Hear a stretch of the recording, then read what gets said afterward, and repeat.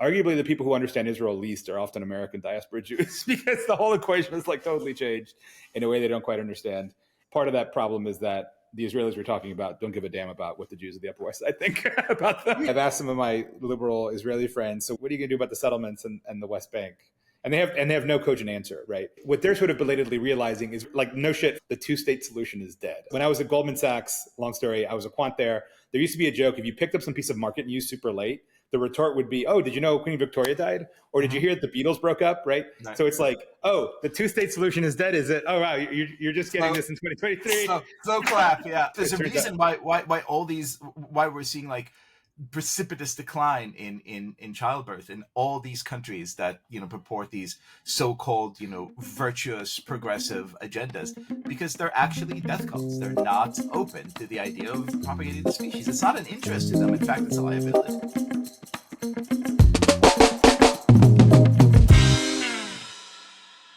Liel, in the Jewish world of letters, you need no introduction, since you're like one of the most sort of popular and polarizing writers, probably in I'm the Jewish world. a big Jew. He's a big Jew. Really, and I've met you. It's physically true, and it's also sort of literarily true. Yeah. So Liel writes for Tablet Magazine, but also commentary. I literally, no joke, just got this today. This book, which I'm going to plug, Zionism by Tablet Magazine. So Tablet, for those who aren't familiar with it, I think Alana, who's its editor, would in a very immodest way say it's probably the best publication in America, which I think arguably it's definitely top 5. And you'd be absolutely correct. But it's in my mind, it's one of the leading publications of sort of Jewish letters by and large. But they also publish on all sorts of themes, not just Jewish stuff. I see they're on like a Walter Russell Mead tear recently, which I quite like. He's also in this book, and on the you can't quite see it, but there's a table of contents with a lot of interesting writers about the topic of Zionism, which I think we're going to get into because a lot of things going on in Israel right now, and I think just as there often is, right? Like I've often joked that American imperial privilege is that every external sort of foreign policy question becomes an extension of domestic politics, right? And the problem with Israel is that like that model has sort of worked a little bit, but I think is rapidly breaking down. And in fact, arguably the people who understand Israel least are often American diaspora Jews because the whole equation is like totally changed in a way they don't quite understand. And part of that problem is that the Israelis we're talking about don't give a damn about what the Jews of the Upper West Side think about them. Yeah. Honestly, Antonio, I think we can end the conversation right now. I think you've said everything that needs to be said. Thank you for having me on. It's awesome.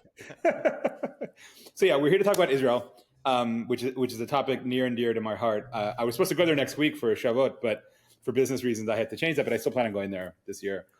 But Liel, I'll shut up at this point. Why don't you? There's a great piece that I tweeted today, which is your tablet piece, which I think really gets to the crux. Of course, I think it's brilliant because it agrees with my point of view, because that's how things work. But I think you express it in a much better way than I ever could.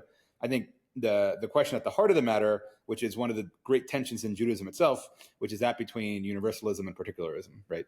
And I think one of the pieces that I've been threatening to write for a long time, at this point it's probably not even worth doing, is that I think one of the biggest incomprehensions between like the greater Western world and Judaism. In fact, you mentioned this in the essay that I just read in your Zionism thing, is about how the secular liberal world assumes universalism is just a global moral virtue, and part of why they hate Israel is the fact that it kind of doesn't accept that. Or as I've heard somebody else say, I won't say his name, but you mentioned him in your essay, so you can figure out who it is. The Israelis refuse to be bugmen. That's the problem. And the bugmen are very unhappy about that. And so, but let's get into it, Liel. Start wherever you want to start on the Israel question. Okay, so, we're talking about Israel, so it really behooves us to start 100 and something years back. Here's a really interesting question. We walk around, and I do reference this also in the intro to my book. We walk around, and if you ask Israelis, and, I think still a large portion of American Jews, how many of you define yourself as Zionists?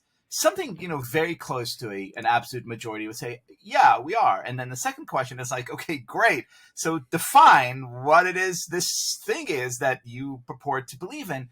And most Jews would say something like, well, Zionism is a 19th century movement to establish a Jewish homeland in the, land of Israel. By those standards, that mission has been accomplished 75 years ago, and it's kind of preposterous that we would still have this name, Zionism, because if you ask, we're now, I think, 183 years after the Risorgimento, And if you ask Italians, how many of you are still defining themselves as Garibaldists? How many of you are really into Garibaldi's mission to unite the different, kingdoms of Italy into one nation? They would look at you like, you fell off the moon. It's a preposterous question. And yet here we are still talking about Zionism, which I think tells us that Zionism isn't just this national homeland movement. It's really kind of a weird spiritual religious extension of some stuff that Judaism has been talking about ever since Jews were forcefully exiled from the land of Israel, meaning not just establishing a state, but talking about what kind of state you want to establish. And I think a lot of the discussion you're seeing in Israel, and I'm using the word discussion very lightly here because it's demonstrations and it's becoming really, really, tense and taut and ugly.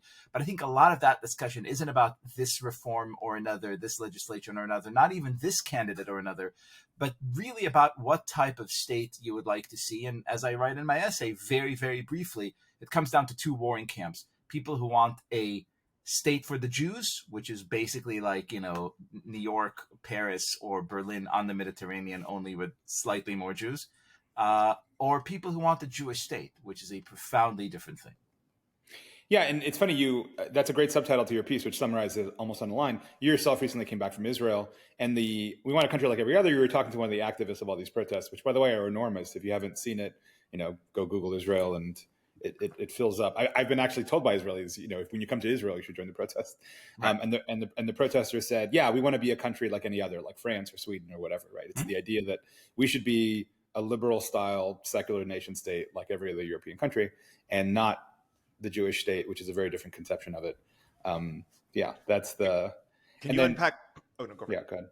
Well, I was about to say what also adds a little bit of spice to it, and I know at this point we're going so fast it might be confusing, is that there's also like a racial or ethnic component to it, that the sort of flavor of Jews that are often on the right, which are on the religious side, are Mizrahi or Sephardic Jews that's I think it's a really important part of it. So to unpack a little, as our friends in academia like to say, the modern state of Israel was established for the most part by Askhenazi Jews, meaning Jews who came from Western and Eastern European countries, who really dreamt, and you could see this just by walking around Tel Aviv and seeing the style of most of the architecture. They were literally and figuratively trying to build Berlin on the Mediterranean. They were building these beautiful Bauhaus buildings. Tel Aviv is the Bauhaus capital of the world, and you walk around and you understand that these people said, well, they kicked us out of the other promised land, so we would go to this dump on the Mediterranean, and we would continue with our opera and our science and our business and all the things that are to us the greater good. At some point, and mainly for demographic reasons, in the 50s, late 40s, early 50s, they bring about a whole host of Mizrahi Jews, Jews who come from places like Egypt and Syria and Lebanon and Iraq and Iran. And these are cats with a totally different sensibility. For the most part, they're much more traditional. For the most part, they are deeply connected to ideas like, faith, family, freedom. And they're also from the neighborhood. So they have absolutely no illusions of what their neighboring countries feel and think about them, because they've lived among Arabs for, most of their lives. And traditionally... Leo, can I pause there for 1 second? Because you gloss over a lot there. Just because, recently was Nakba Day, celebrated by a certain congresswoman in the United States. It might be worth focusing a little bit. Why is it that all the Jews in all these Arab countries basically fled their countries and came to Israel? Why? Because their homes were burned and their synagogues were torched and they were beaten and massacred. And so they had no other choice. And luckily, unlike the European Jews who did not have a strong state of Israel, when the Farhud or kind of like riots or pogroms to drive Mizrahi Jews out of Arab countries were happening, there was a strong yet young but able Jewish state that could take them all in. And so here come these people, and this is, I think, an often undiscussed story of social justice in the land of Israel. For the most part, the hegemony. I'm loving using these terms, by the way.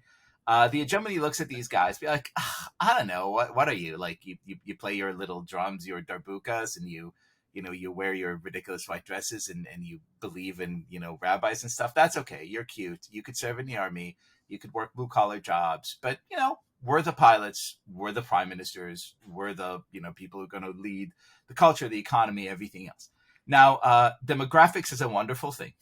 And two amazing things happened. First of all, people started having a lot of children. And second of all, these children blessedly, wonderfully, truly started marrying each other because, 20, 30, 40 years down the line, it wasn't really a big deal where you came from, if your family came from originally from Poland or originally from Morocco 40, 50, 60 years ago. You're just a normal Israeli who, met up at the mall or in the army or wherever. And so this question began to or so we thought, began to kind of fade into the background. However, now you're seeing its resurgence, because I think a lot of the people demonstrating in Israel, and I would put that number, Erik and Antonio, about a third of Israelis, are looking at how Israel, as a result of all that intermarriage and all that mixing and all that cultural change, Israel has become a really different country. It's become a country that's much more Mediterranean. It's become a country that's much more observant and traditional and enthusiastic about its tradition. I mean, we have pop singers who now make absolute, number one chart hits out of, section of the Talmud, literally. It's incredible to watch. And I think the people marching in Tel Aviv are looking at this, being like, that's actually not what we want. We want, Netflix shows. We want, Startup Nation. We want things that feel to us incompatible to all this traditional Mediterraneanism. And that's the kernel of the conflict. Right. I mean, that is, and part of that, I think part of the problem, right, is that these Jews that came from other countries, they never lived through the Western liberal Enlightenment, right? That's right. Like the Western Jews who were coming from that were coming with that liberal secular packaging. And again, not to hover on it too much, but you do mention in your essay, Zionism was part of the great surge of nationalism in the 19th century, right? The thought that everything from World War I, triggered by a Serbian nationalist who killed an emperor, basically killing the imperial system for the sake of wanting their own nation, which defined much of 19th and 20th century politics. Zionism was an extension of that. The only difference was the Jews weren't standing on the land they claimed was their own, right? While the Serbs were. And so it was a little more complicated, right? And it's everyone knows who's read Zionism, like some of the early Zionist experiments were, establish the state in Argentina or Uganda or wherever, right? Like the thought was just establishing a nation. But of course, some actually insisted that Jerusalem would be the eternal homeland of the Jews. Well, the funny thing about this, and this is why I insisted that we start this amazing new reader that we put out, a tablet with a sort of, a whole collection of original essays by Zionism's founding fathers.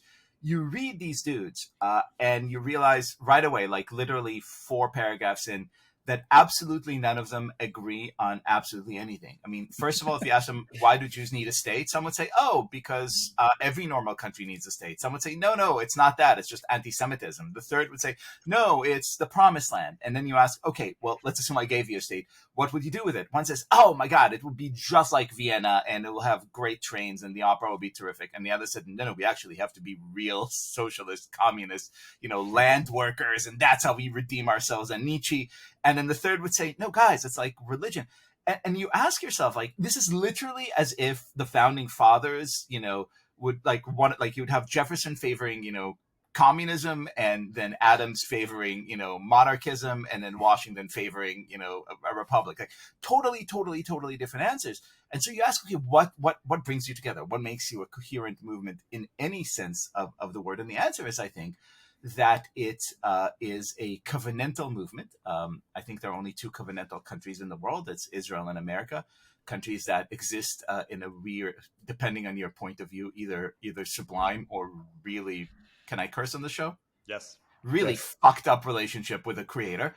And therefore, it's a country, or Zionism is a movement that said, okay, the idea here is that we're pursuing really, really, really ancient biblical promises to go to the promised land and build there not just another country, but a country that would really serve, this is a great line in Isaiah, is a house of worship for all nations. That takes a bit of building.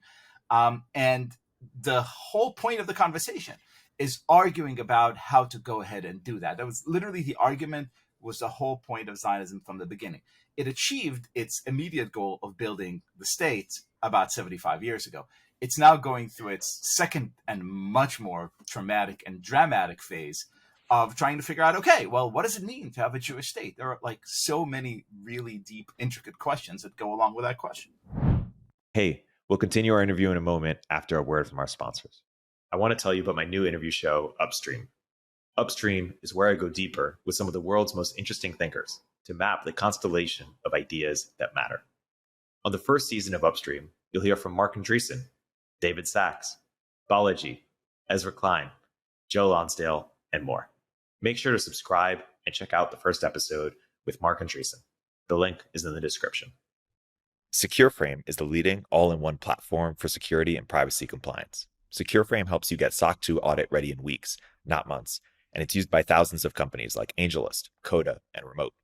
I believe in the company so much I invested in it, and I recommend it to all my portfolio companies. Sign up for a free demo at secureframe.com and mention Moment of Zen during your demo to get 20% off your first year of Secureframe. MarketerHire is one of my favorite resources for growing startups looking to hire marketers. Hiring is hard, and the time it takes from founders could be better leveraged elsewhere. MarketerHire pre-vets top-notch marketers across a dozen roles, whether you need help with growth marketing, SEO, lifecycle content, or any other aspect of growth marketing strategy. It's free to use, and you only pay if you end up hiring someone. If you want to hire a great marketer the easy way, MarketerHire is offering Moment of Zen listeners a $1,000 credit for first-time customers. Go to marketerhire.com/MOZ and use code MOZ for your $1,000 credit. Yeah, another thing I think it's worth pointing out, again, in the educational mode of someone, as you can see in the bookshelf behind me, probably reads too much Jewish and Israeli history, and then someone who's actually lived there. I'm getting a little late to the party, Liel. By the way, I converted last 2 weeks ago, and I'm doing a piece for Tablet about it as a total side note. Mazel tov and welcome home. Welcome, yeah, well, we'll get to that in a second. But one of the interesting things, I was reading Micah Goodman's book about his last two books, I forget the titles, but basically what he cites as interesting is the rise of religious Zionism, right? Which to a naive observer may not sound as oxymoronic as it actually is, because as you're citing, the early Zionists, I mean, some of them were religiously motivated, but by and large, the Israeli founding fathers, like it would be hard to find a photo of Ben Gurion with a kippah on or with tefillin on it. As far as I know, it doesn't exist. And they're mostly completely secular and socialist, right? I mean, there was a sort of religious Zionist movement of Jabotinsky and whatnot, but it didn't really take off. And politically, it didn't really come to fruition until the late 70s and 80s, in which you actually had like a right wing in Israel.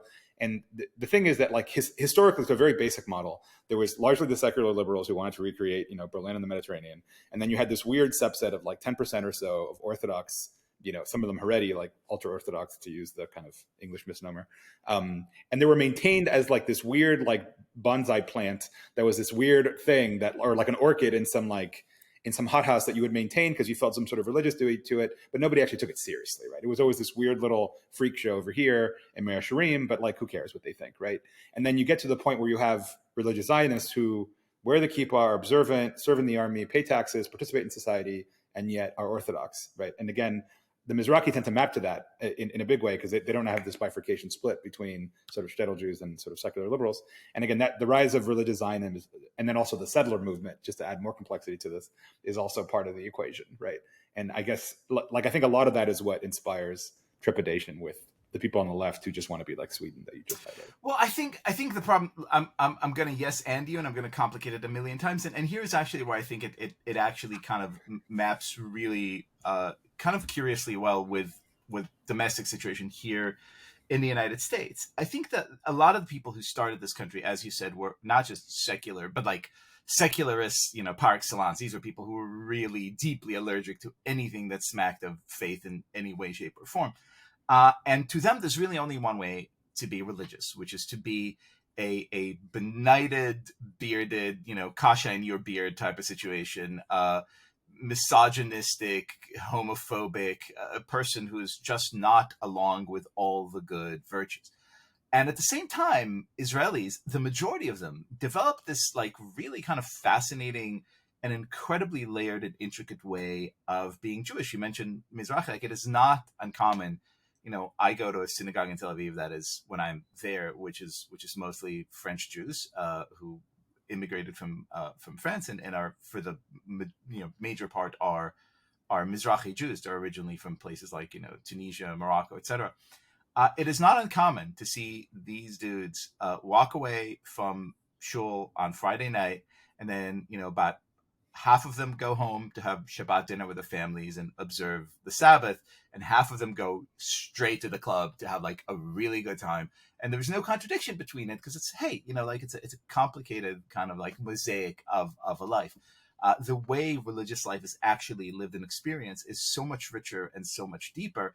And yeah, you're right. It used to be once upon a time that it was a much more binary situation. I think one of the things that genuinely freaks out those remnant, I would call them ungraciously, those third of Israelis who you see kind of marching in the streets, is the fact that they understand that if there's anything that brings all these 50 shades of black and white Jews who want to be observant or traditional Jews in some way, if there's anything that really truly unites them, it's their deep held belief that they don't want this kind of stringent secularism that says no to any expression of religion as you see it.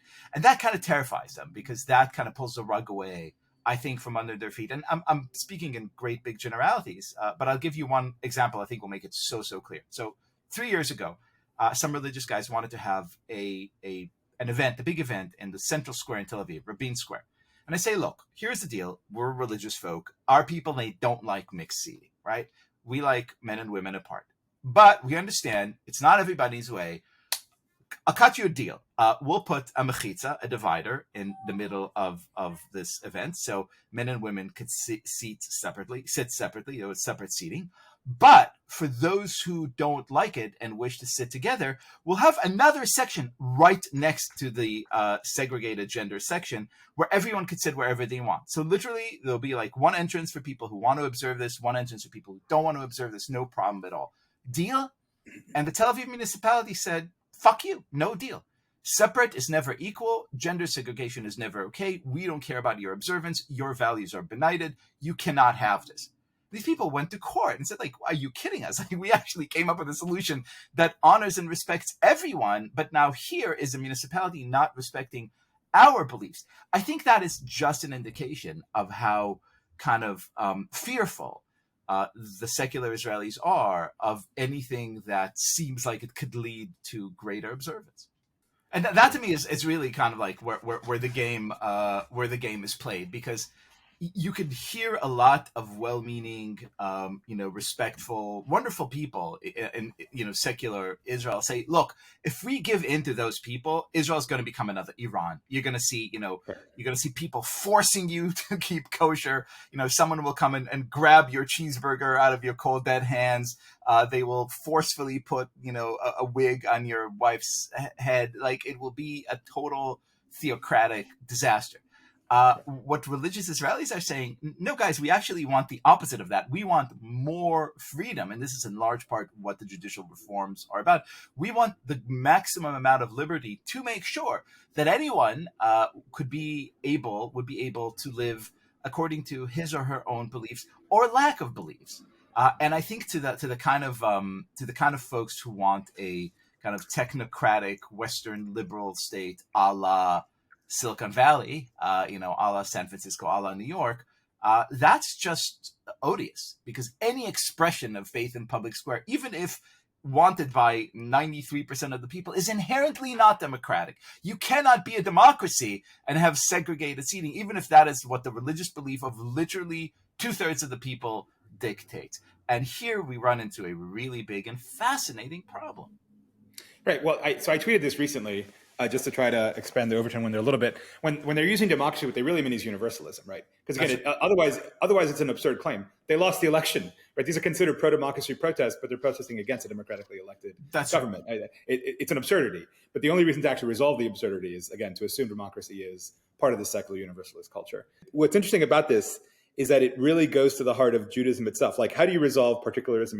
Maybe we should define those terms. I think universalism is one of those things that, like, it's a very Christian notion, and it's so baked into like the Western mental software. It's like a fish and water thing that unless this is a passage from my conversion essay, by the way, unless you remove yourself from that Christian metaphor, and like the only worldview that's not Christian that's accessible to most Christians is either like the Greco-Roman classical world, if you're a real classics nerd, or maybe the Jewish world if you're going in that direction.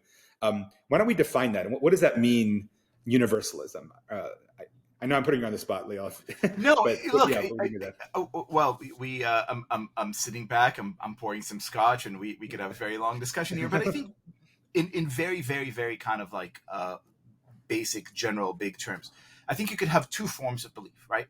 You could have a form of belief that says all virtues and values are common to all right-thinking, good-feeling, decent human beings. Therefore, we should see our first and foremost allegiance to a kind of, call it the family of man, some kind of big tent organization that includes anyone who wants to be decent towards other human beings. And then, if you wish within that tent to have your own particular corner, that is also available to you as an option. It is just, however, a convenience of arranging people according to polity so they could govern themselves in some good fashion.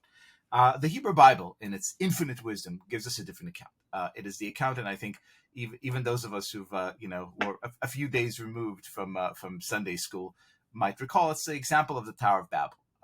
You would ask, why is God so upset with the fact that all these humans are getting together and speaking the same language and building something amazing? Isn't that kind of the point of everything?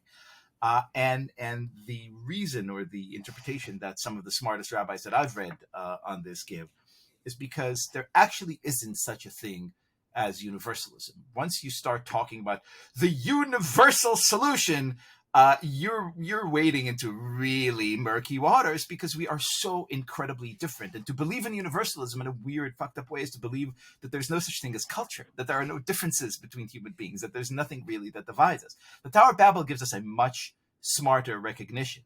It says, rather than get together, impose some kind of alleged universalism that by default would leave, 3/4 of people out and will become this nightmarish, post-apocalyptic, dystopian power nightmare. You should do something else. You should understand that true universalism only rises, only flourishes out of particularism.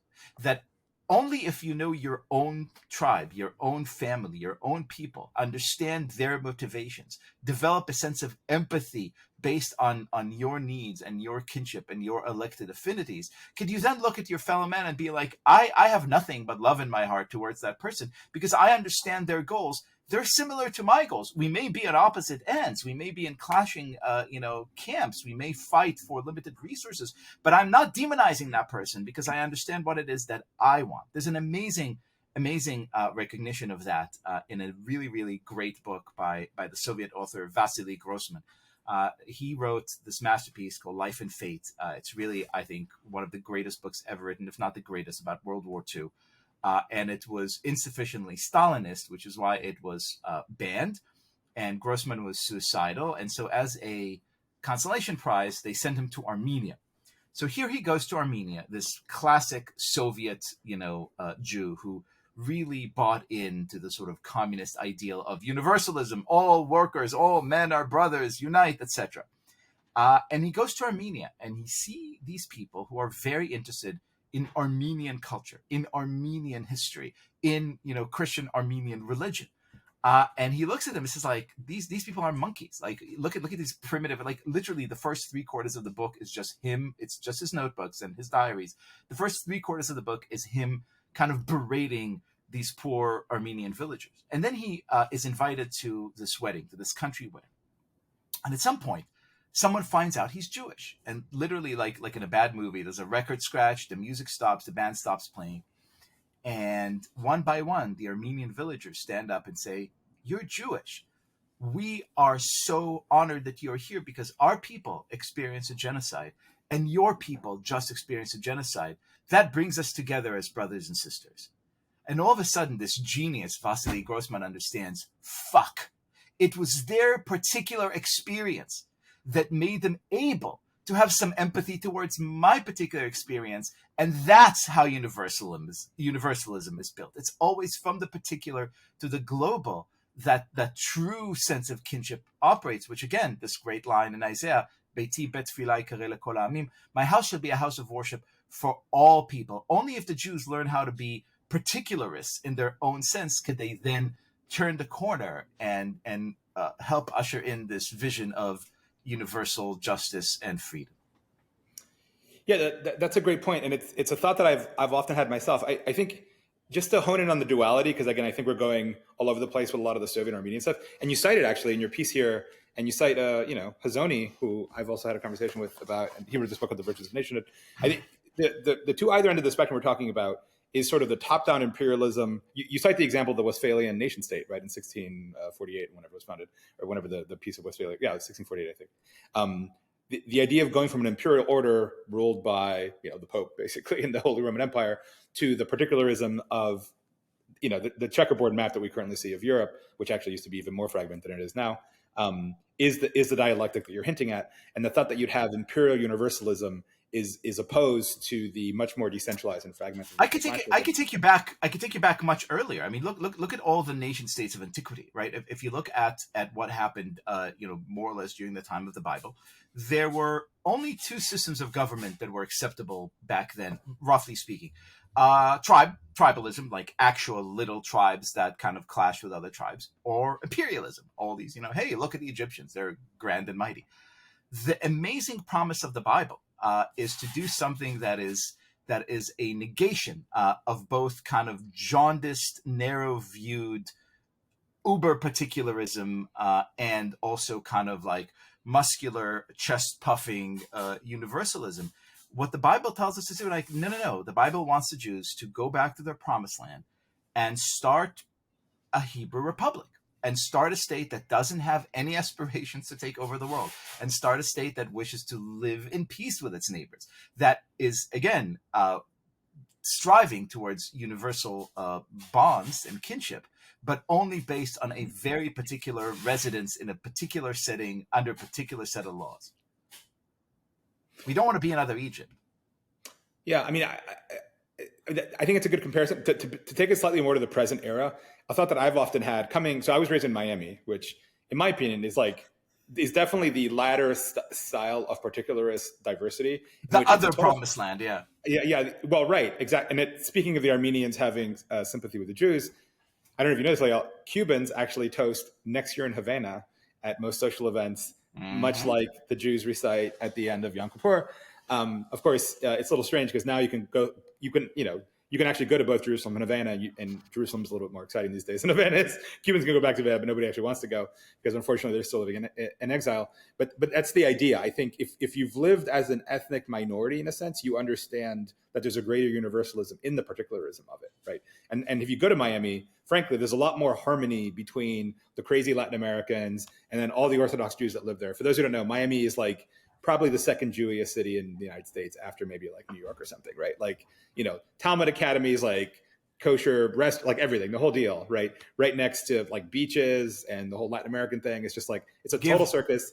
Give our New York politicians some time and some space, and Miami will be the biggest Jewish population in America. Entirely possible, right? But no one, like the whole wokeness, like liberal Protestant woke religion thing gets like zero play in Miami. Everyone's like, what the fuck is this? You're crazy. Latinx is a joke. Like, no. But yet people actually live in more cultural harmony, in my opinion, in Miami than they do, say, in San Francisco, where it's this constantly fraught, top-down imposed thing. And it's kind of a disaster. Like, it just doesn't work. It is such a smart observation. You mentioned Ben Gurion before, Israel's founding father, first prime minister, an avid secularist. Though if you visit his home in Tel Aviv, which I hope you do, that dude read, extensively in all things Jewish and Hebrew. But he had this great saying that he loved. He said, the history of Israel is the history from the Tanakh to the Palmach. Tanakh being the Hebrew Bible, Palmach being the proto-military organization that eventually became the Israel Defense Forces that helped fight for the establishment of the State of Israel. In other words, in Ben Gurion's vision, there was no Jewish history from the moment of the Bible, and then there was exile and, yada, yada, yada, yada. 2,000 years later, here we are, and now we have guns and we're cool. Which sounds like it's a tough guy kind of macho sensibility, but actually it is so incredibly kind of, myopic and exilic and diasporic. It's like, no, let me show you how tough I am. I totally agree that a lot of Jews who come from religious traditions and a lot of Jews who are experienced living as one minority among other minorities actually understand that there's an amazing universalism and knowing like, I do this. My Cuban brother across the street does something very, very similar that I could totally understand. My Muslim buddy, 2 doors down has his own version of this thing that I do.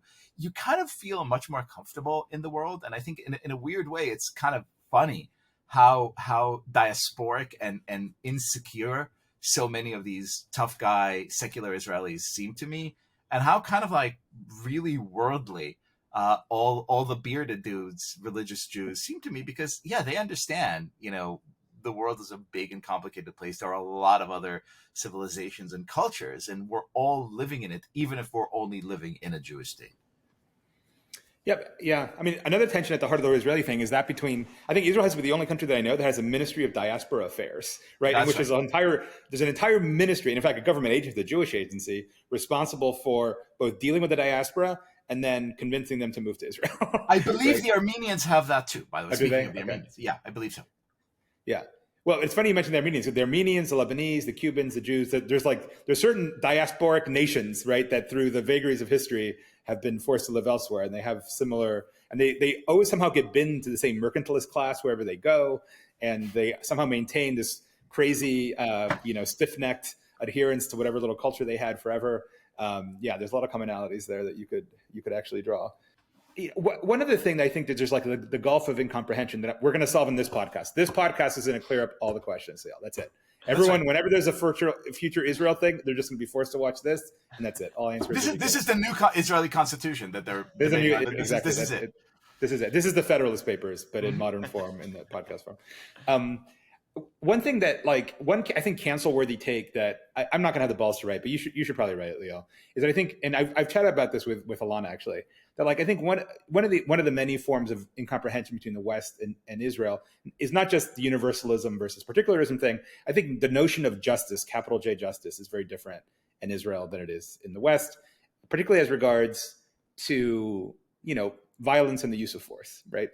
I think whenever I bring this up, she always points me to the essay by Meir Soloveichik about the virtue of hatred that he published in First Things magazine, which is a Catholic magazine 15 years ago. He probably couldn't publish this today. But basically the question of it opens, sorry, it's a convoluted retelling here, but it starts with, I guess Simon Wiesenthal asked a bunch of writers and intellectuals if they would forgive an SS Nazi on his death. Mm-hmm. I guess there's an anecdote of this actually happened, I think, at the end of World War II or something. An SS man was dying, and he asked a Jew to forgive him, right? Which is a little bit late to suddenly get the message here, but whatever. I guess when you're staring the grave, you suddenly have thoughts you wouldn't otherwise have. And I think the Jew doesn't forgive him and kind of walks away. As well he shouldn't. Well, exactly. And that's the division. He pulled, I think, everyone from Archbishop Desmond Tutu, who's super anti-Israel, by the way, as to whether you should forgive the SS guy or not. And then who else? Some well-known Jewish writer, I think Cynthia Ozick, maybe Cynthia from Ozick, South Africa. Yeah, who said absolutely not. Sooner a fly to God than the SS guy. And I think that's the difference, right? If you read, and of course Christians understand this as well, right?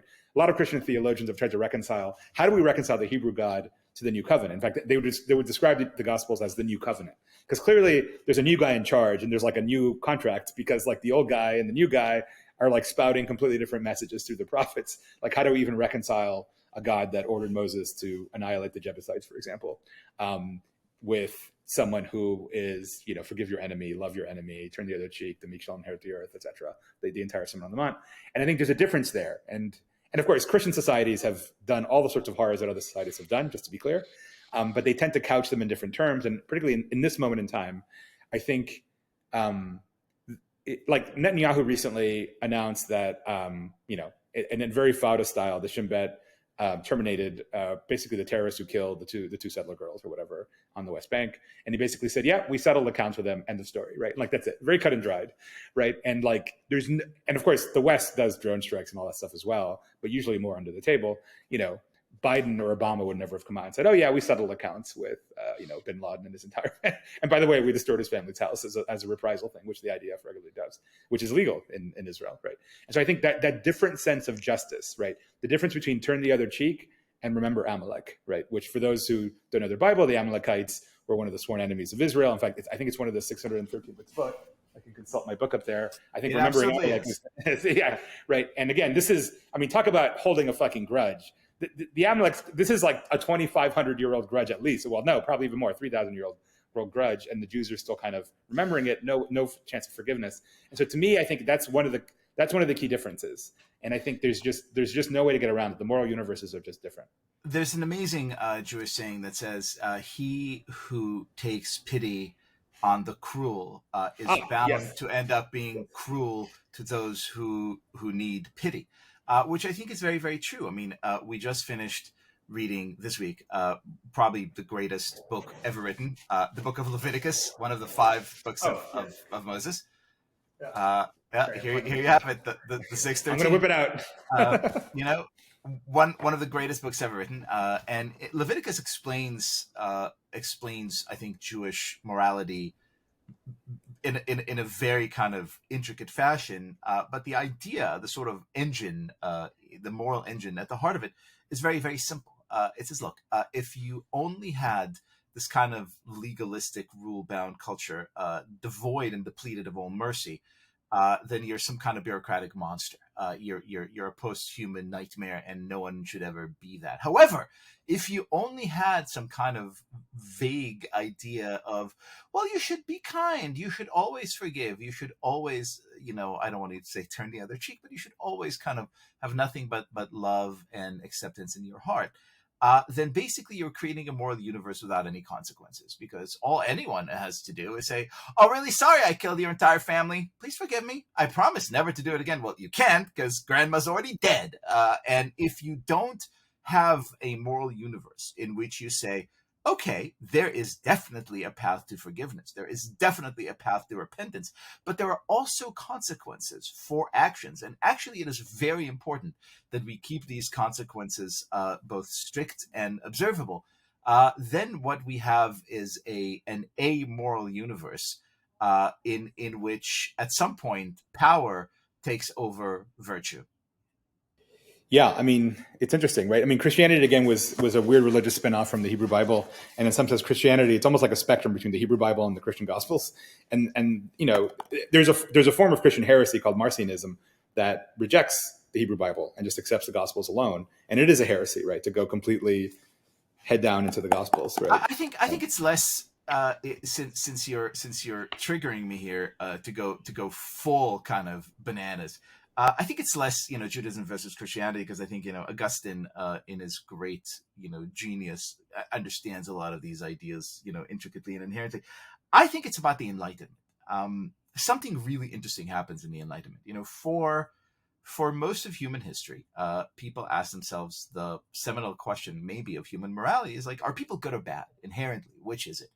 And the answer that they give is like, well, or the answer that classical Jewish and Christian thought gave, like, well, humans are capable of both.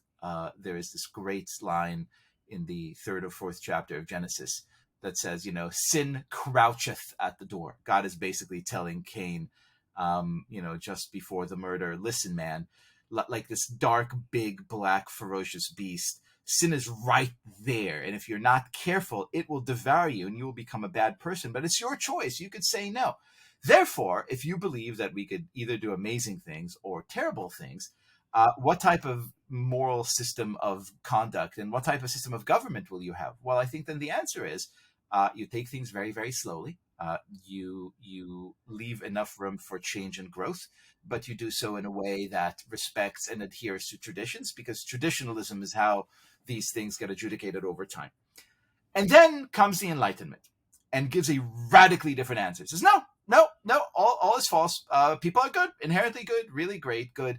What makes them bad? Well, there are some fuckers out there who want to take away our powers and our privileges, and so they come and they lord it over us. And so the only thing that we have to do is ask ourselves today, how can we be, a little bit better off? How could we resist these powers that try to oppress our innate goodness? Which is how you get probably one of the stupidest creations of mankind, which is social contract theory, which assumes that all of us are atomized individuals. A French philosopher once said that the people who invented social contract theory either had no children or had forgotten what it was like to be children themselves, because they assume that none of us have families or religion or tradition or tribes or countries or anything. We just get together, totally free people, no strings attached, and we trade away some of our resources in order to get, some general sense of peace and security. And therefore, if tomorrow we find a better arrangement to be more free and more good, we could chuck away everything that happened today because, hey, we have a better system, which is, I think, a pretty fair description of progressivism. That's completely crazy making. Imagine going to bed wondering, is tomorrow going to be the same, or is virtue and justice going to be totally different on Monday than it was on Wednesday? And that is why I think more and more in this country and in Israel saying like, okay, we understand tradition holds a really big promise. Let's build on that as a foundation rather than some, crazy, Mikean idea of, justice that doesn't really bring, any justice. To your comment about the French philosophers must not have had children, Rousseau did have children, but he abandoned all of them to an orphanage. Actually, had them with his mistress. That's right. It's you realize how foolish the blank slates are until you have a kid, and then you realize with terror that in fact your children are miniature versions of you, for better or worse. And then, look, there's a reason why we're seeing like precipitous decline in childbirth in all these countries that purport these so-called virtuous progressive agendas, because they're actually death cults. They're not open to the idea of propagating the species. It's not an interest to them. In fact, it's a liability. Except Israel. Israel is the only Western country with a rising birth rate, which is incredible. And it's not just a religious either. Just by and large, Israelis, even secular ones, just have more kids. 3.1 on average, baby. There you go. So why is that? So that's another, again, Israel really is an exceptional nation in many ways. What is your theory as to the birth rate thing? Because again, you literally plot every birth rate, even in not Western countries, like in Iran, for example, birth rate, like everywhere modernity touches, birth rates just like crater. That's right. And yet Israel's the exception. Why? What's your theory on? We got the vaccine, the anti-modernity vaccine. It's called Judaism. It's great. Honestly, look, people have. Well, there's so many ways to answer this question, and I'm being only a little ridiculous. You could say, external threats kind of really clarify things. You could say, it's a much more family-oriented thing. You could say, well, it's a small country. Everybody lives, very tightly in tightly knit communities, multi-generational arrangements. You could say all that. But honestly, look, I think it's because most Israelis, being firmly rooted, and studies show again and again and again and again that there are really very, very few Israelis who define themselves as completely secular. The vast majority believe in some adherence, some connection, some rootedness in Jewish tradition. You simply have something to live for, and you want to pass that down to next generations. In fact, you understand that passing this to future generations is the entire point of this covenant. It could never end with you. It is an eternal obligation. And when you have that, well, you're very happy to have children. Yeah, I think it's part of it. I think also mass conscription has to be part of it as well. Being forced to become an adult at 18, which in the West, you can basically postpone and continue to live like an adolescent well into your 40s in San Francisco. You can walk around the city and see it. Well, in Israel, that's not really a luxury you have. No. Because suddenly you're holding a rifle and you're at a checkpoint, or you're standing on a tank in Lebanon, and then, holy shit, we have left childhood behind, right? And you come back from that and you just can't go back to that same life.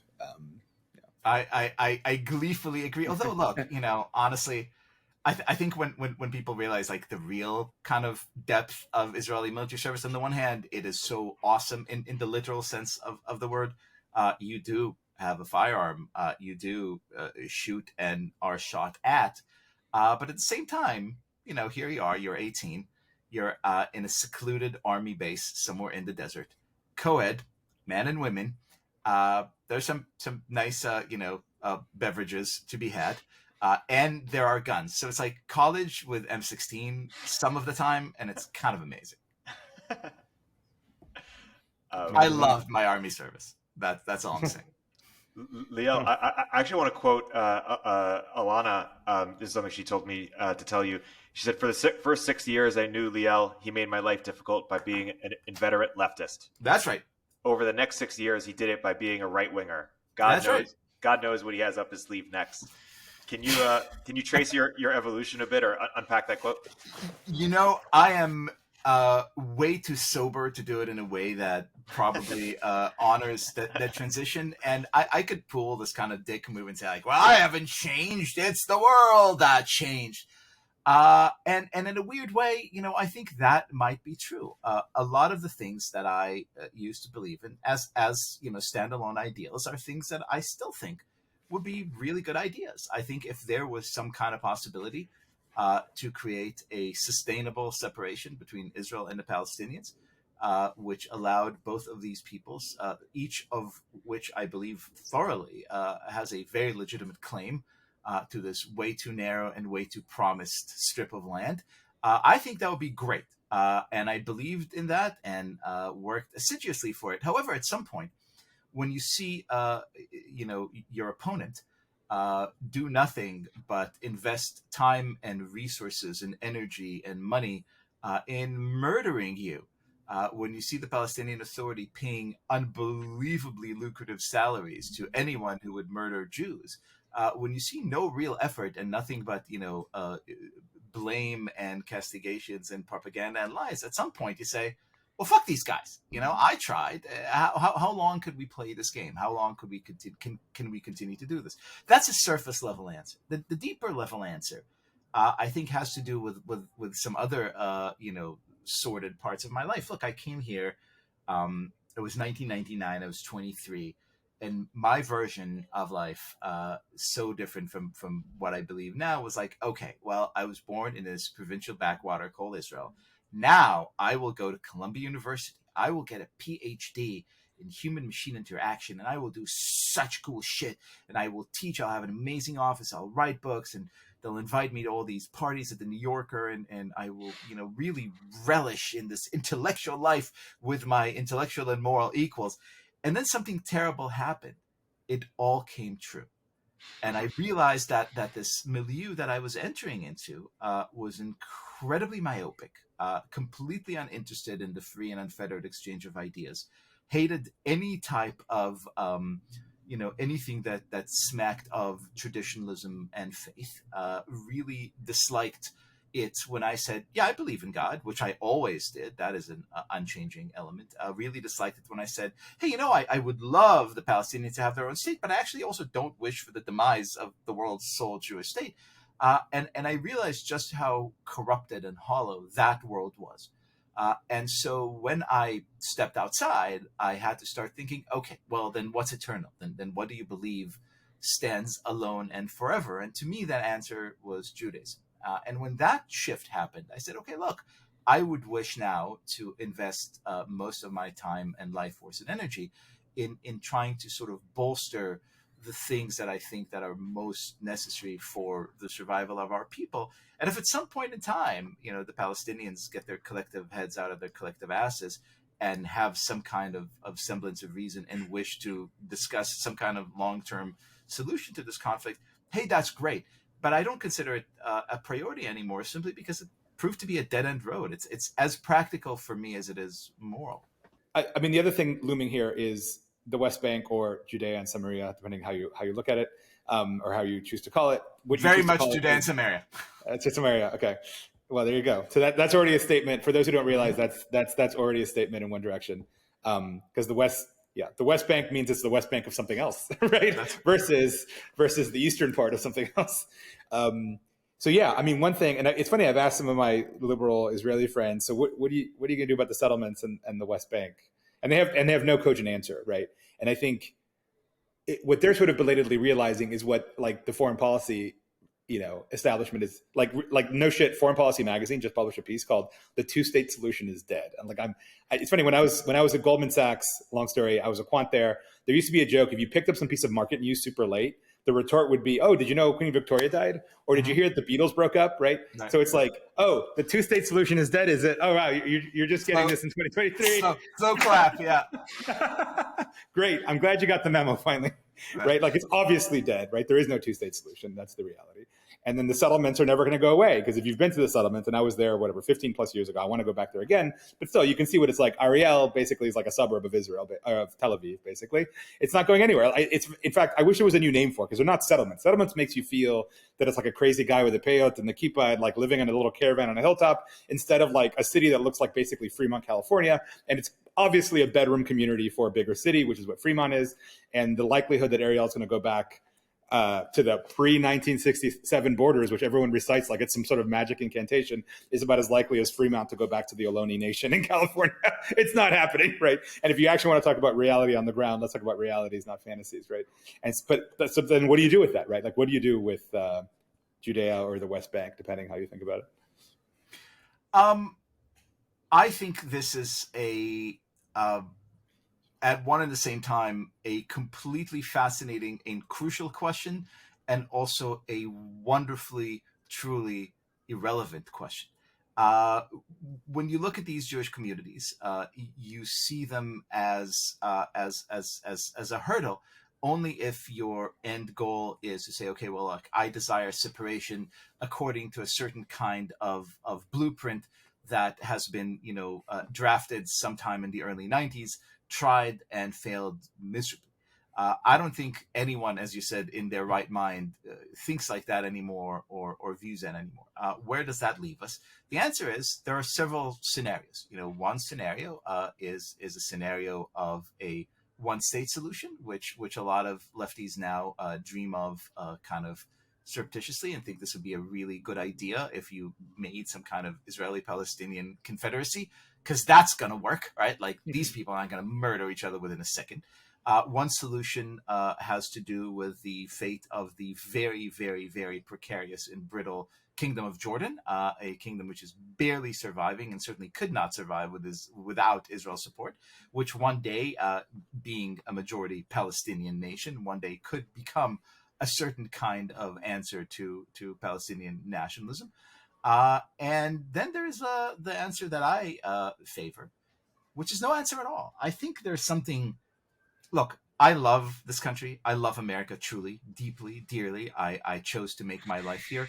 And one major reason why I'm so enamored with this country is that it is a perpetually adolescent nation that has this kind of like, almost childlike or teenage-like belief that everything's possible and everything could be solved.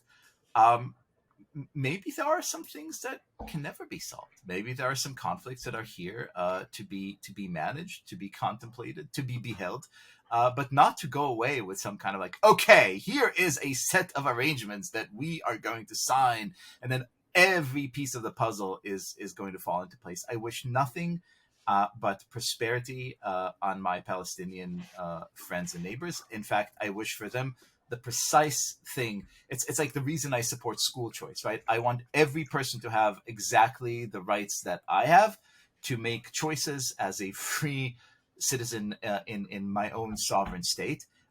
If they get there, and it's a lot at this point on them, I think they will always find Israelis who are very willing to think creatively and maybe come up with solutions that right now in 2023 we can't even begin to imagine. But if they can continue to do this, then hey, man, it's not really a problem for Israel because they're not really an existential threat to us. Right, but still, matters will evolve on the ground. So fast forward 30 years, what does West Bank or Judea look like? Well, that's a great question. Look, right now you're looking at a lot of demographic terms. You're looking, by the way, at a lot of migration out of Palestinian Authority controlled territories, because Palestinian Authority is a demonic, despotic organization that persecutes gays, jails reporters, and is generally a hellscape. So you're seeing a lot of very competent people go to places like Texas A&M just to have a good life. That trend may very well continue. At the same time, you're seeing a lot of Jewish communities in Judea and Samaria, as you mentioned, Antonio, grow wonderfully. That might happen too. Jordan is certainly in the mix. Lord knows where the Saudis will be in 20 or 30 years. They seem to be sobering up rapidly. If they ever felt any real, affinity towards the Palestinian cause, which I highly doubt that they ever did. But that seems to be changing really, really rapidly. I think what we're seeing is really kind of a moment of collective sobering up, which in a very, very weird way, the Abraham Accords really kind of accelerated.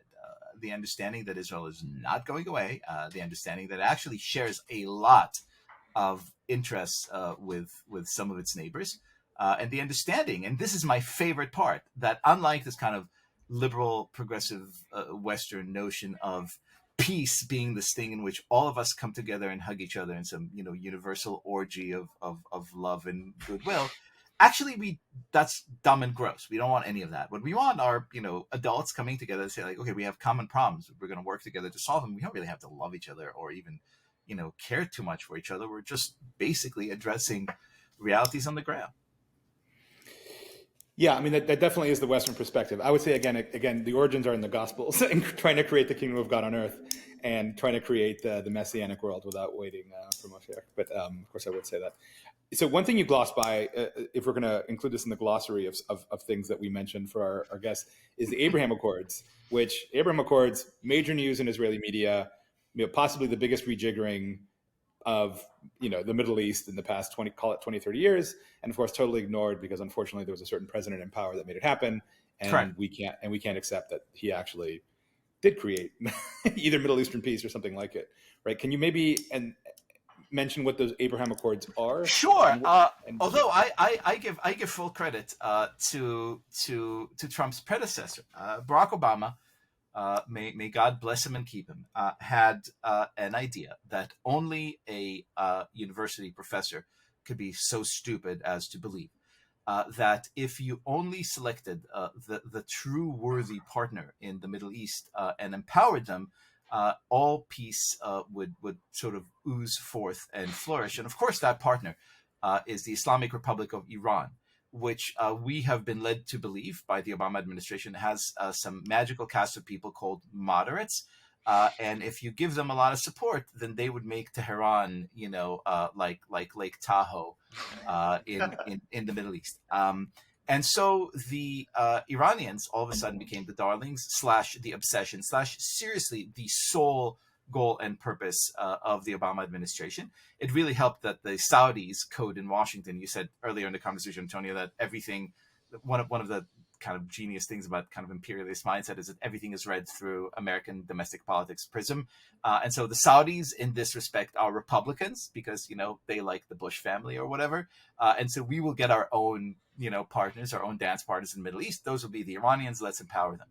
So all of a sudden here are the nations of the region, and they're looking at this Iran deal, which is clearly and observably and demonstrably preposterous. They're seeing Obama say that there will be red lines in Syria, and if these red lines will be crossed, there will be American intervention. Then they're seeing these red lines giddily crossed by Bashar al-Assad, murdering and massacring hundreds of thousands of his own people. And they're seeing the American administration proceed to do absolutely nothing. At which point the world, if I may be so bold, says, okay, well, these guys in Washington, they're not serious about keeping their promises, and they're not serious about this region. They're only serious about some weird realignment with Iran, which, being a Shia nation, is at odds with the majority of the region, most of whom are Sunni Muslims.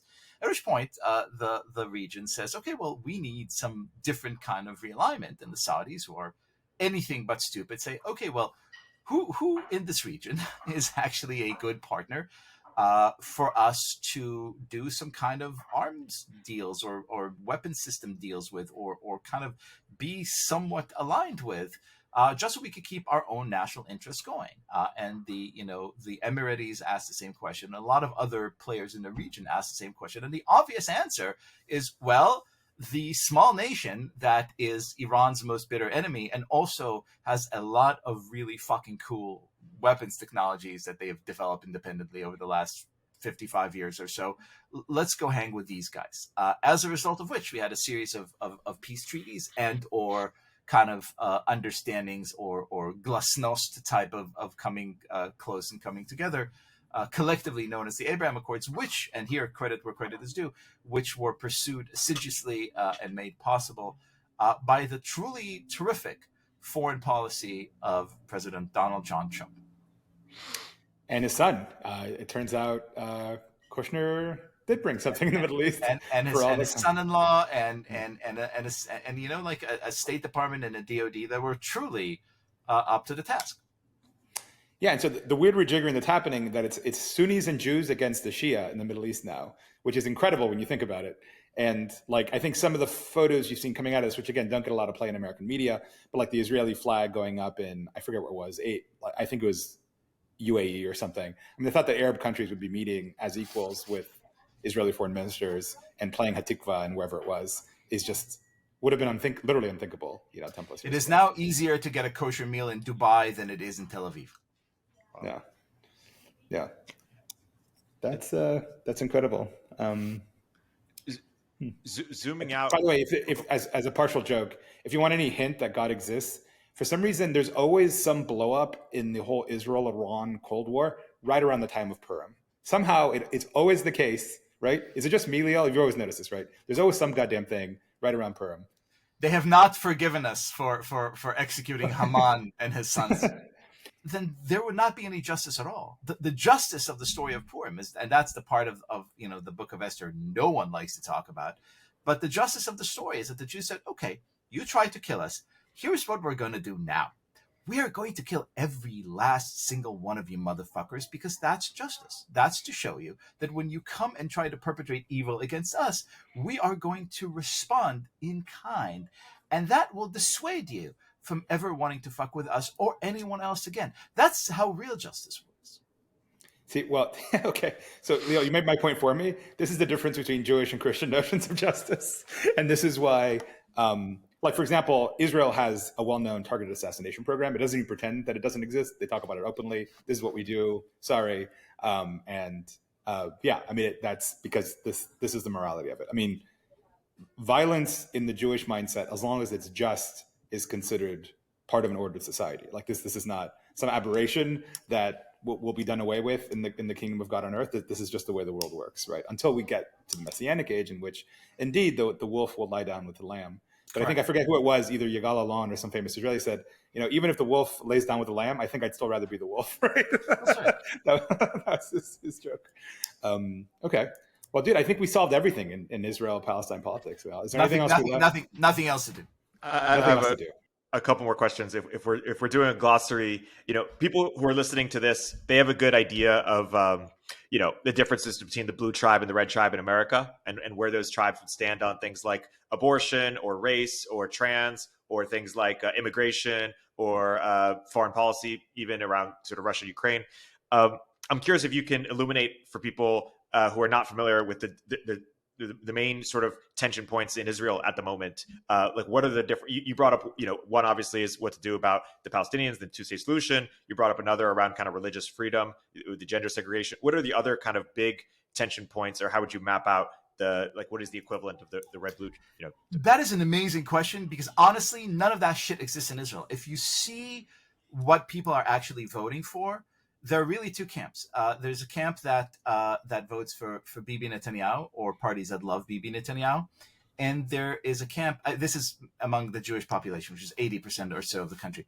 And then there's the camp that absolutely despises Bibi Netanyahu and votes for parties that pursue every single fucking one of Netanyahu's policies, but without Netanyahu. There is no longer any real left. Meretz, which was the kind of hard left party, found itself out of the Knesset for the first time ever in its existence. Labor, once the dominant force for decades in Israeli politics, now has, I believe, either 5 or 6 seats. If you ask most Israelis to talk to you about where they stand on a whole wide array of issues, you may find some very minor differences. Some would say, I think we need to be a little nicer. Some would say, I think we need to be a little tougher. But there aren't, kind of like big issues that are really dividing the electorate. That's a real fascinating thing, which led me, and I'm speaking here in these wide, stentorian sentences and generalities, but spending a lot of time with both of these sides. The only real differentiation that I could find was this: it wasn't necessarily between religious and secular. There are a lot of people on either side of the divide. It wasn't between left or right, because that doesn't exist. It wasn't even between the Ashkenazi Jews and the Mizrahi Jews we talked about earlier, although there's a lot there to be said too. It was really between people who look at Israel and say, look, I like that it's a Jewish state. I like that, on Friday afternoon, everything kind of shuts down. I like that we all speak Hebrew, and it's important to me, and the history and everything. But if you're asking me what the most important thing is, it's that we have a lot of, unicorn startup companies. If you're asking me what the most important thing is that we have, way more kick-ass, military technology. If you're asking me what the most important thing is, it's that Noah Kirel wins the Eurovision Song Contest, which she arrived in 3rd yesterday.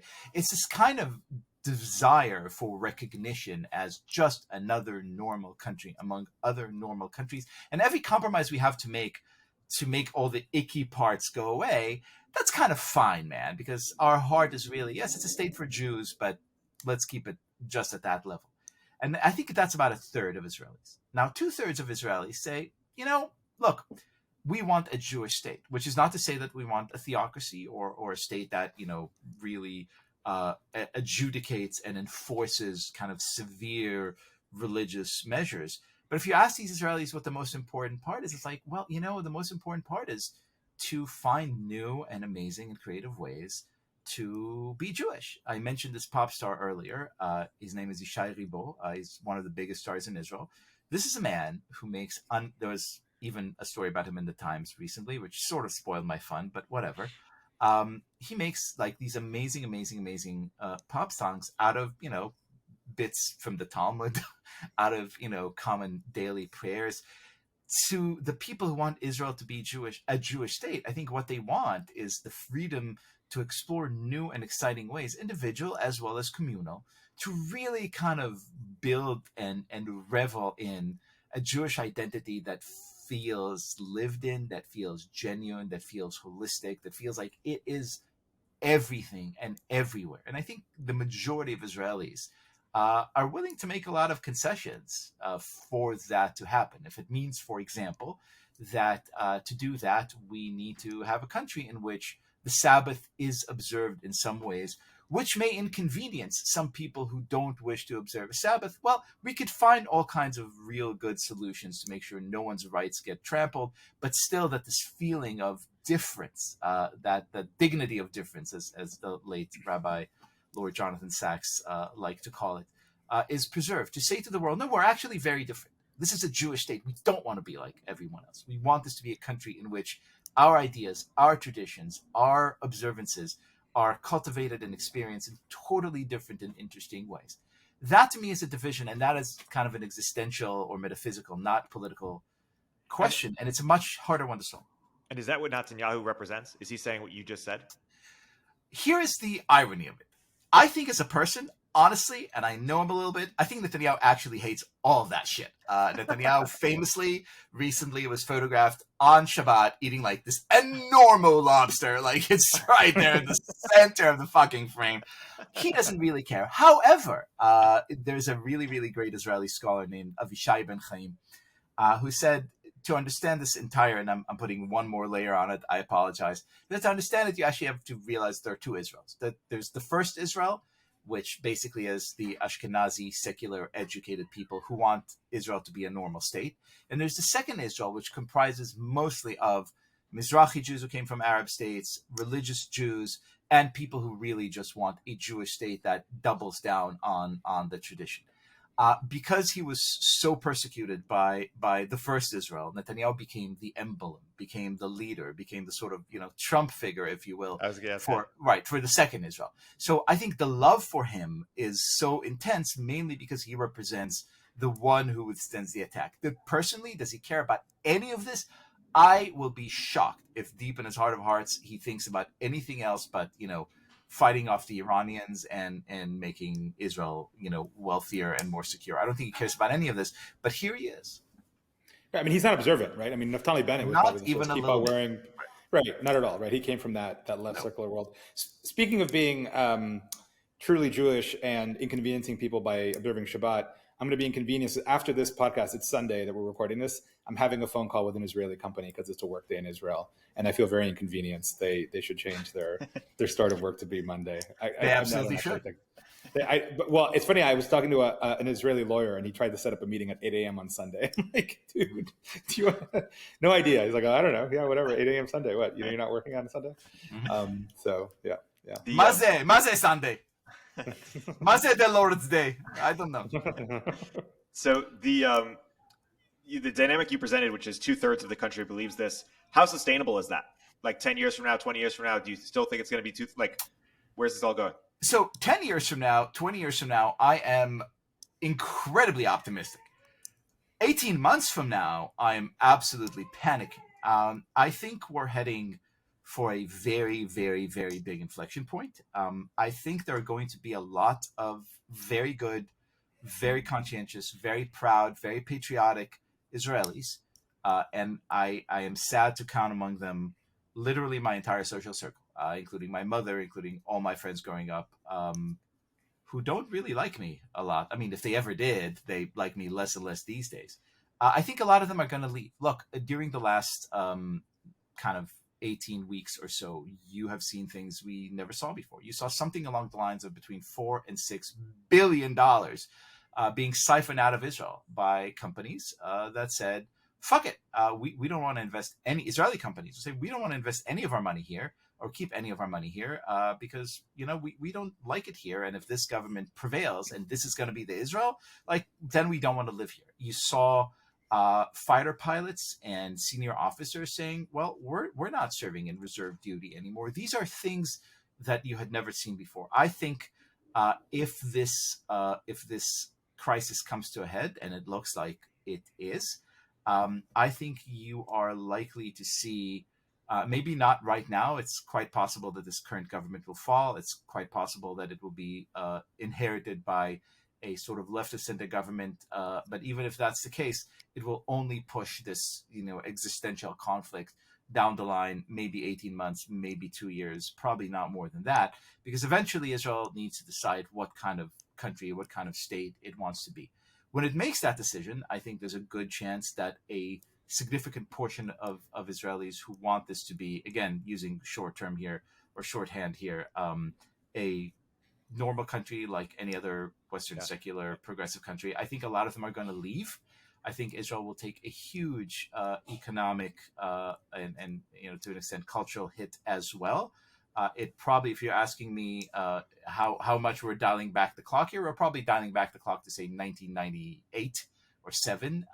There'll be a lot of rebuilding to be done. I think it's possible, but in the long term, I think it would have solved one of its major kind of existential foundational crises of what kind of nation it wants to be. Because we could go much, much deeper in this, but you have to understand that a lot of these issues are coming to the fore now because simply Israelis declined to address them for years. The reason we don't have a constitution is when the founding fathers started Israel, they said, dude, we can't have a constitution. We have the Bible.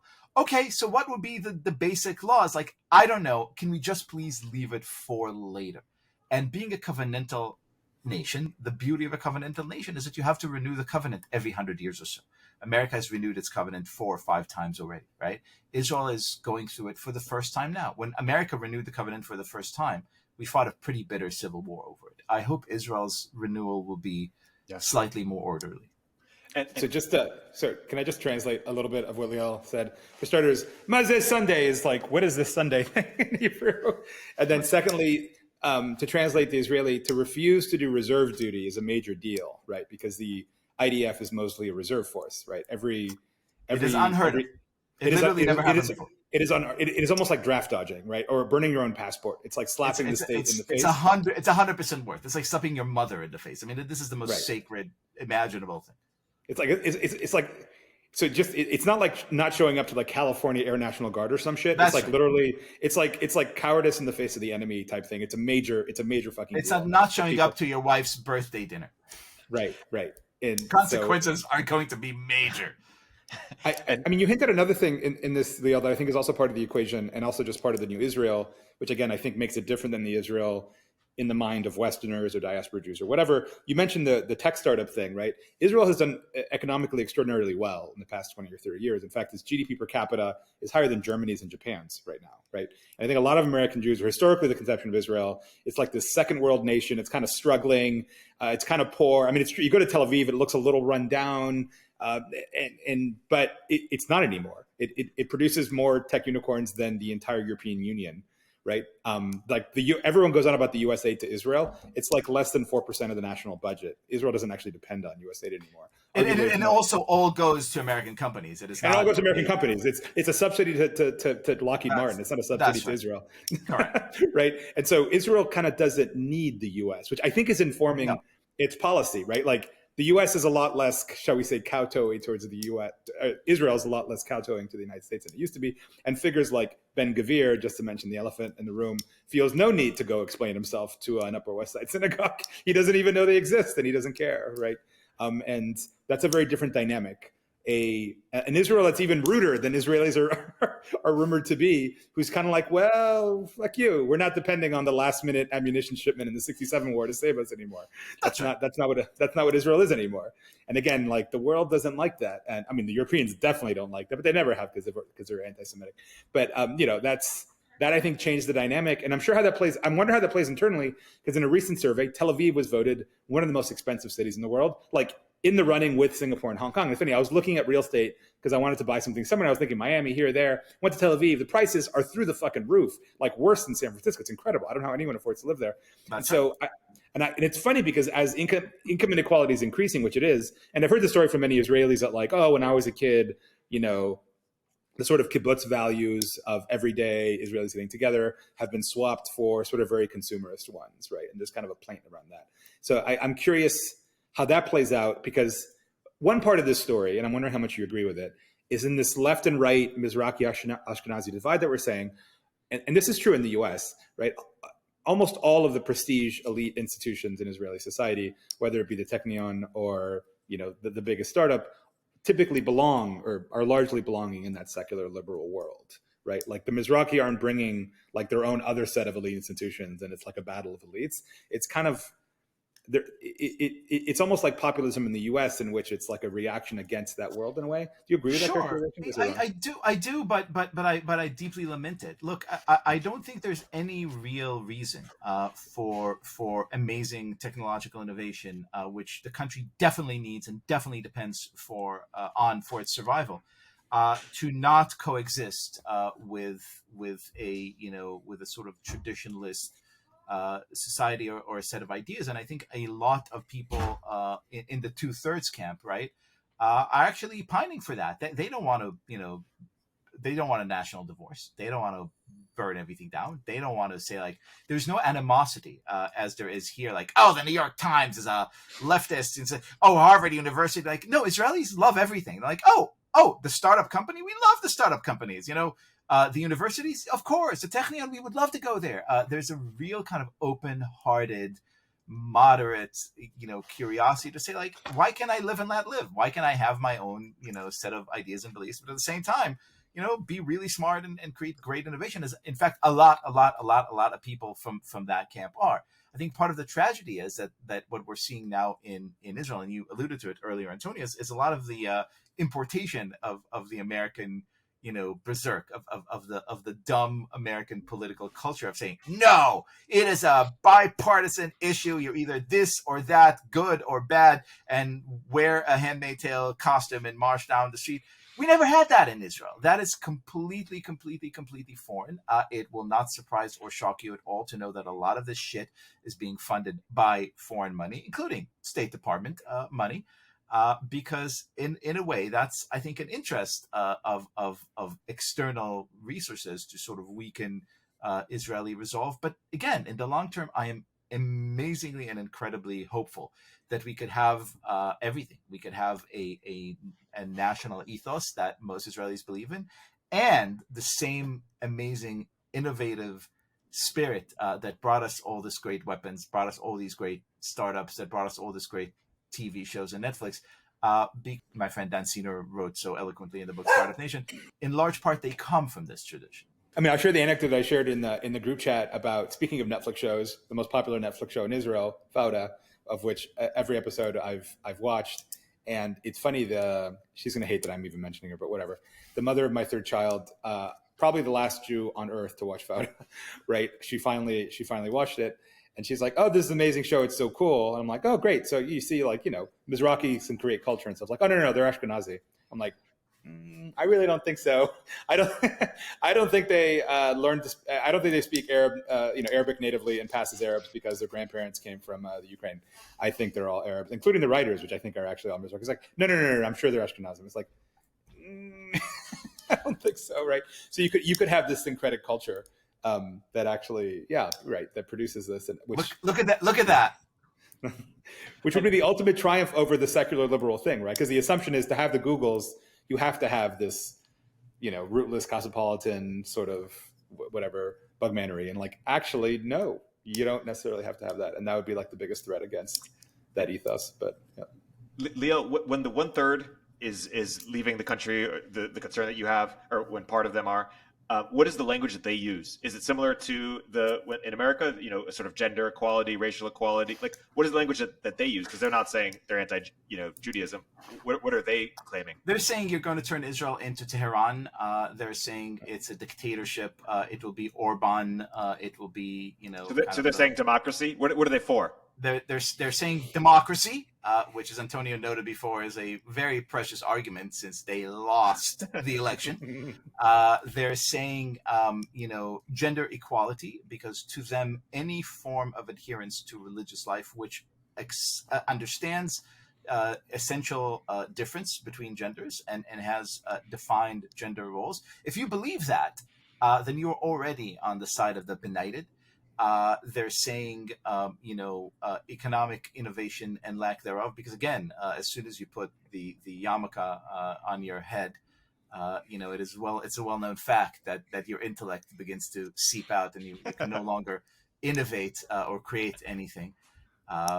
Tell that to people like Israel Oman, who is an observant Jew who won the Nobel Prize. They're saying a host of things that don't really make sense on sort of factual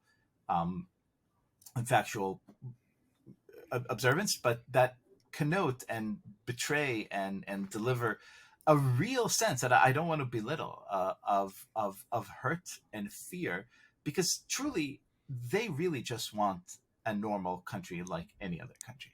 And I understand that. That's nothing to mock at. That's nothing to say like, oh, you crazy lunatic liberal. It's not. It's right. Perfectly understandable. Except that's not what 2/3 of us want.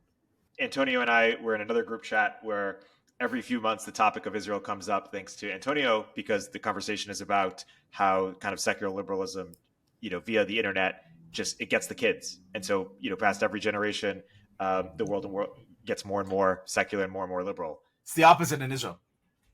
That's so interesting. The kids are all right. How do you explain it? Well, again, because there's an alternative, right? I mean, here in America, let's say you live in the Upper West Side and you see these torrents coming for your kids. You see headlines like, woman sues JFK airport after being kicked in the testicles. You're like, wait, what? Like, none of this makes sense to me. But then what would be the sort of, ethos in which you raise your children? And in Israel, there's a really easy answer for that. It's a deep, inherent, rooted belief in these traditions, in these narratives, in these observances. It's also practiced in a very tightly knit communal setting. And it's much more appealing and much more lively than putting on a red robe and play acting a character from a TV show. Yeah, I mean, it's funny. One of the realizations I had when I was kicking around West Bank, Judea, I'm not going to take a side here, in 2005 or 6, during the Gaza pullout, actually, speaking of times that Israel's kind of blown up. And I, was hanging around there, driving around, and, we saw some of the Noir Hagavot, or where we put in the Hilltop Youth, which look like hippie kids, right? Because they've got the peyot, and then they've got the yarmulke, and they're dancing, and songs like, oh, look at these little hippie kids. And someone told me, no, these aren't the hippie kids. I mean, they're the hippie kids. But so for those who don't know, these are the Hilltop Youth. These are the hardcore settlers. Like when people think of like, what is the settler, right? They don't think of Ariel, which looks like a suburb. They think of these kids who like take over a hill and like put their caravan on it. And then the IDF shows up and kicks them off. And then they throw rocks. And then it's a whole fucking shit show. And because like some of that hippie, like, revolt is actually channeled. But these are deeply... default. Right, yeah. It's also deeply spiritual kids who are into music and art and life, nature, and like this is kind of like totally rejection of all of this, hyper capitalistic, hyper consumerist trend that they're seeing coming out of Tel Aviv. I totally get it. Right, but the thing is, here they end up in a fucking apple farm on Orcas Island, where I used to live in Washington, and in Israel they end up on a hilltop over an Arab village throwing rocks. This is where they end up, and it's a very different outcome. Welcome to the most interesting place on earth. So, Liel, take someone who you think is really smart, but is on the other side of you on these topics. I don't know if that's Dave Remnick. I don't know who that is. Just to throw a random. Peter Beanart. No, I'm joking. Someone who's really smart. Not Peter Beanart. Who you respect, if they're on the other side of you in these topics, and they were in this conversation, do they think that Netanyahu is going to bring about this sort of Tehran, like situation, or like what is, if they were in this conversation, what is the smart counter? What would they be saying to some of these topics? I think it's an amazing question, and again, I want to be very clear that some of the kind of answers that I gave were sort of generalized, just because we've been talking for an hour and 40 minutes, and we could be talking for another 19 hours and 40 minutes because these are very complicated topics. I think the counter argument would be severalfold. First of all, there will be an argument that Netanyahu is a deeply corrupt politician. He has currently been served with, I think, 21 indictments and not a single conviction, which tells you a lot, I think, personally, about the state of his culpability. They will say that even if he wasn't, he has been in power for more than a decade, and therefore, just for good governance sake, needs to go. They would say that he has enabled and empowered a host of truly unsavory characters, like a gentleman that Antonio mentioned a minute ago, Itamar Ben-Gvir, who is this kind of, ardent follower of the late assassinated Rabbi Meir Kahana, who in his youth was a full-blown Jewish terrorist who tried to hurt Israel's then Prime Minister Yitzhak Rabin, and really was a sort of rabble-rouser who was into unchecked violence. You could argue whether or not he's changed or attained much. I personally have very, very, very, very, very little patience and or taste for the man in his positions. They would say that he is selling away the country's future for the sake of securing his political grasp on power. They would say that part of this deal that he is striking is paying more and more money and giving more and more authority to the Haredi parties, the really orthodox parties, who are happy to take over all sorts of institutions and therefore kind of curb or limit civil liberties like marriage. Because, for example, to this day in Israel, it's very hard / impossible to get married anywhere but in the rabbinate. It's still, marriage is considered a sacrament, right, a religious rite.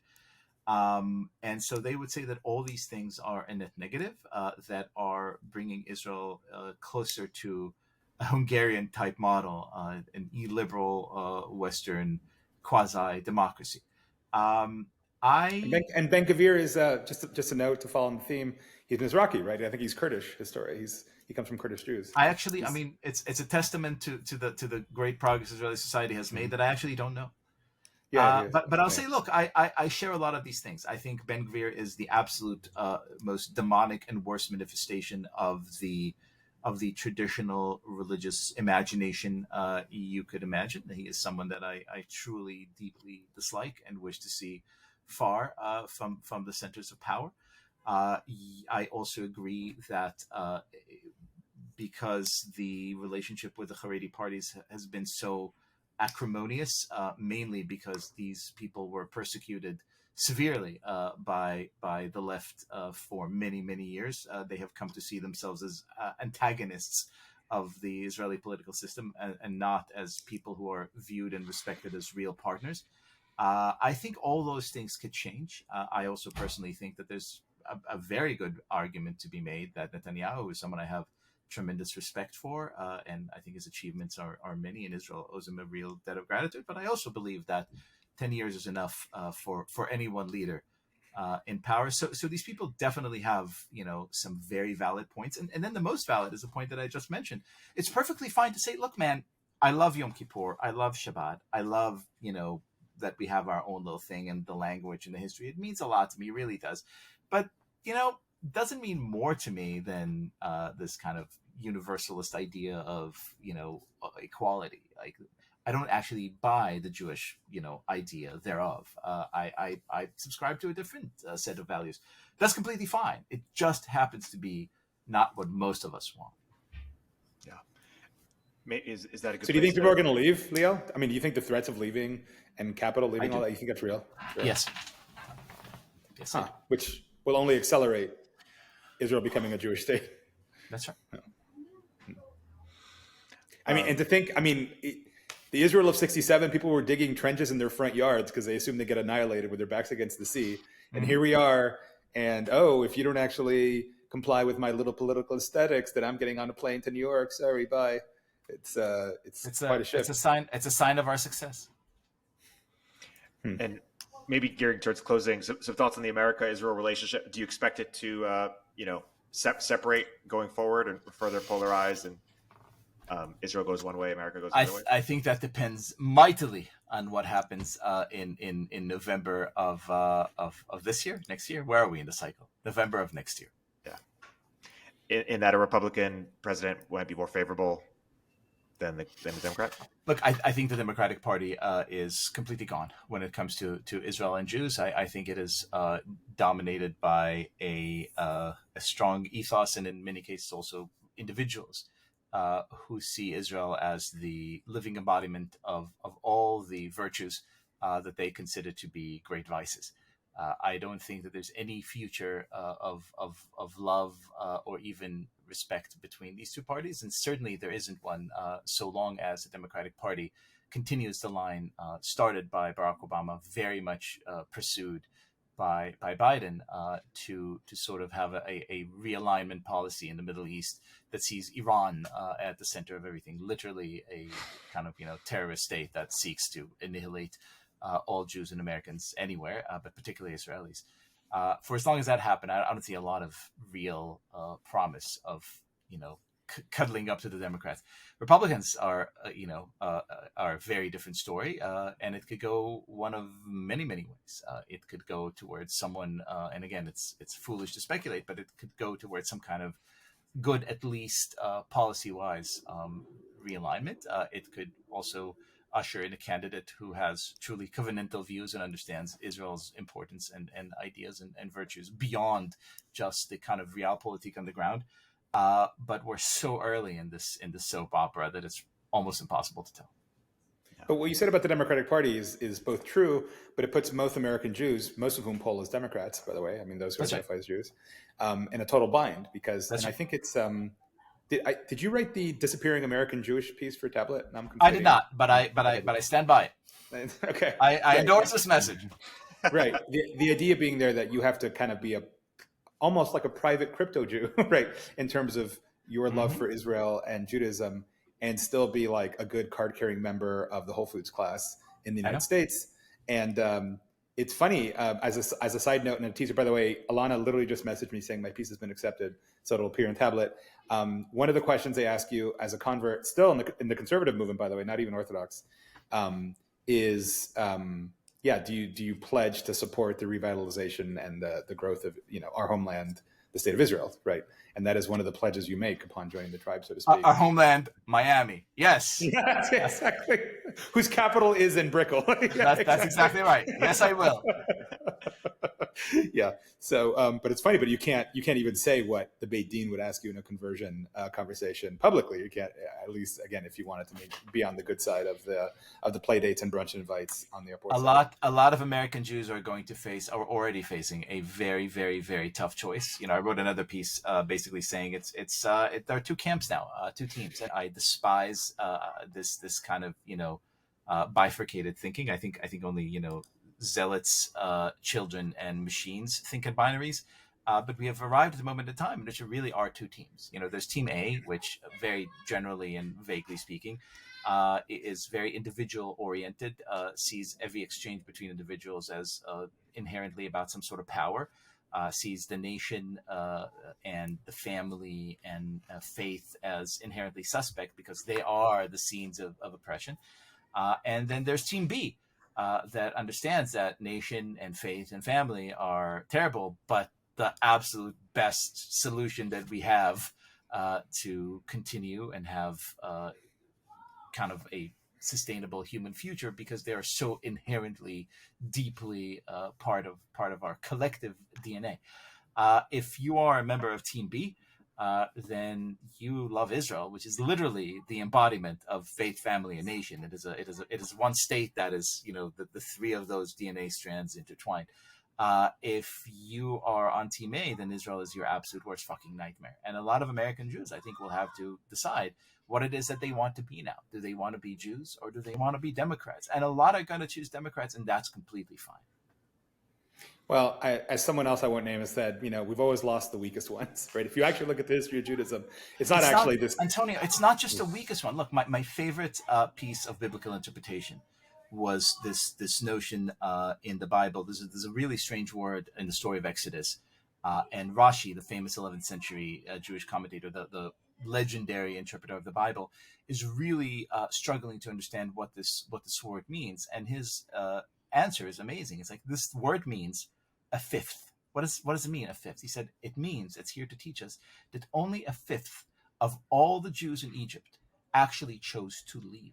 In other words, that 4/5, an absolute majority of Jews experiencing slavery in Egypt, said, you know what? Would rather stay here because at least they feed us and at least they give us shelter. We're comfortable here. We don't want to go on any adventures, and we don't want to go on any adventures with some weird God and peoplehood and stuff. It's just too much for us. It has always been thus.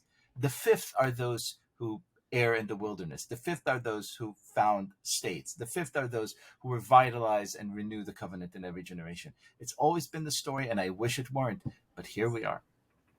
Right. I mean, that was my point. People think of Judaism as like the same body of people kind of marching through time, maybe through genocides. Actually, no. There have been like winnowing down founder effects all along the way, including after the temple was destroyed. Many people just didn't sign up for rabbinical Judaism. It was quite the leap to go from basically a nation state to and so there's this massive winnowing down of, and it's always been this sort of Schelling point, to use like a nerd term, for, hyper disagreeable, kind of neurotics, really textually focused people who are just focusing on this very weird religion with all these weird observances. And, people get lost along the way. And here we are. Not everyone leaves Egypt, as it were. I want to be mindful of time. Shall we wrap on that? This has been a fascinating overview. Liel, thanks so much for joining the podcast. What a pleasure. Yeah, thanks, Liel. I know we've taken a lot out of your Sunday. Oh my God. There's 7,000 more things that we need to discuss, but that just means we need 7 more hours in installments. And, Antonio, Erik, and Liel talk about the Jews. Exactly. Cool. Thanks, guys. Secureframe is the leading all-in-one platform for security and privacy compliance. Secureframe helps you get SOC 2 audit ready in weeks, not months, and it's used by thousands of companies like AngelList, Coda, and Remote. I believe in the company so much I invested in it, and I recommend it to all my portfolio companies. Sign up for a free demo at secureframe.com and mention Moment of Zen during your demo to get 20% off your first year of Secureframe. MarketerHire is one of my favorite resources for growing startups looking to hire marketers. Hiring is hard, and the time it takes from founders could be better leveraged elsewhere. MarketerHire pre-vets top-notch marketers across a dozen roles, whether you need help with growth marketing, SEO, lifecycle content, or any other aspect of growth marketing strategy. It's free to use, and you only pay if you end up hiring someone. If you want to hire a great marketer the easy way, MarketerHire is offering Moment of Zen listeners a $1,000 credit for first-time customers. Go to marketerhire.com/MOZ and use code MOZ for your $1,000 credit.